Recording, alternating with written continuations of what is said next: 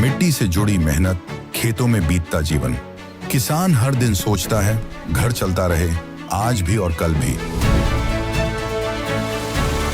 मौसम बदलते हैं, फसलें बदलती हैं, खेती के साथ साथ घर की जिम्मेदारियां भी चलती रहती हैं। भविष्य की इन्हीं जिम्मेदारियों को पूरा करती है एनपीएस, जो किसानों के कल को नया भरोसा और पेंशन की पक्की गारंटी देती है। एनपीएस भारत सरकार के अंतर्गत पीएफआरडीए के द्वारा एक विनियमित योजना है जो किसानों के लिए बुढ़ापे में पेंशन सुनिश्चित करती है।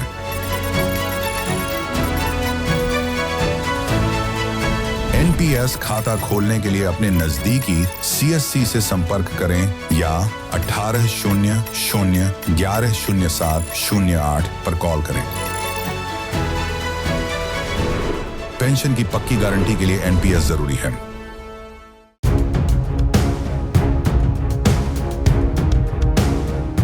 नाशिकचा भोंदू बाबा अशोक खरातबाबत नवे खुलासे धक्कादायकच आहेत, ज्यामुळे त्याच्या अडचणी आणखी वाढणार आहेत. सध्या हा भोंदू खरात पोलिसांच्या अटकेत आहे. महिलांचं शोषण केल्याप्रकरणी एसआयटी कडून त्याची चौकशी सुरू आहे.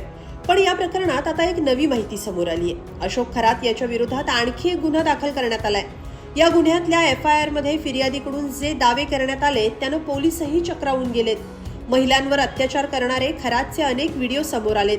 त्याच्या अनेक व्हिडिओ क्लिप पोलिसांच्या हाती लागल्यात.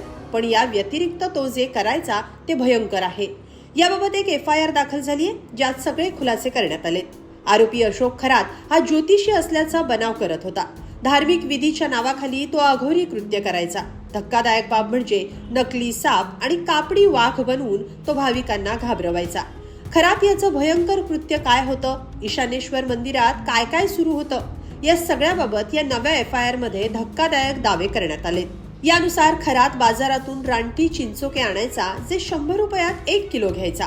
मग त्याच्याकडे आलेल्या भाविकांना तो एक चिंचोका मंत्र म्हणून द्यायचा, ज्याची किंमत तब्बल 10,000 ते 1,00,000 रुपयांपर्यंत घ्यायचा. एफआयआर मध्ये फिर्यादीनं हा दावा केलाय. आणखी काय आहे या एफआयआर मध्ये, ग्राफिक्सच्या माध्यमातून पाहूया. अशोक खरात हा 5 इंच जाड आणि वेगवेगळ्या लांबीच्या आकाराची प्लास्टिकची पन्नी, नकली कापडी वाघ, नकली प्लास्टिकचा साप मार्केटमधून आणायचा. त्यानंतर प्लास्टिकच्या पन्नीचा नकली साप बनवून तो साप तसंच बाजारातून आणलेले नकली साप, कापडी वाघ मिरगाव इथल्या ईशानेश्वर मंदिरात ठेवायचा. तिथं तो येणाऱ्या भाविकांना घाबरवून आणि अघोरी कृत्य करून त्यांच्याकडून पैसे वसूल करायचा. या मंदिरात मोठमोठी माणसं यायची. बाबा या लोकांसोबत पूजा करायचा आणि त्याची व्हिडिओग्राफी करून घ्यायचा. हा दावा एफआयआर मध्ये करण्यात आलाय. या नव्या एफआयआर नुसार खरातनं आर्थिक फसवणुकीसाठी ट्रस्टचा वापर केला.